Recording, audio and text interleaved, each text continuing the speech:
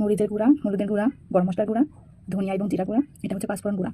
তো এগুলো দিয়ে ছোটো মাছগুলো রান্না করবো। এই জন্য চলে গেছি এখানে। এখানে হচ্ছে আলু কুচি এবং নিচে আছে তো পেঁয়াজ কুচি আছে নিচে।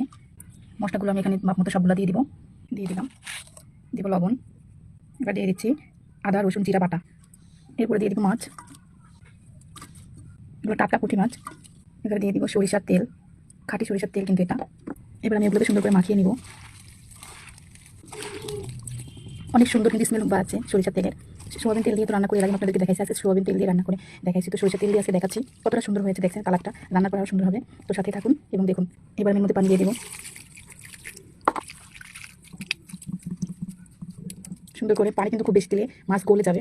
পানি এমন পরিমাণ দেবেন, দেখতে পাচ্ছেন পানি কিন্তু খুব বেশি নাই, দেখেন একদম কম পরিমাণে পানি দেখতে পাচ্ছেন। পানি কিন্তু খুব বেশি পরিমাণে দেয় নাই। তখন আমি আকাতে জাল দিয়ে চুলা দিয়ে দিব এবং চুলাতে জাল দিয়ে বাকিটা আপনাদেরকে দেখাবো। অপেক্ষা করুন। দেখতে পাচ্ছেন কেমন হচ্ছে। আমি কিন্তু একটু নাড়াচাড়া করিনি, আপনারা কিন্তু সবসময় কম নাড়াচাড়া করার চেষ্টা করবেন। হালকা করে শুধু এগুলো শুধু মিশিয়ে দিবেন।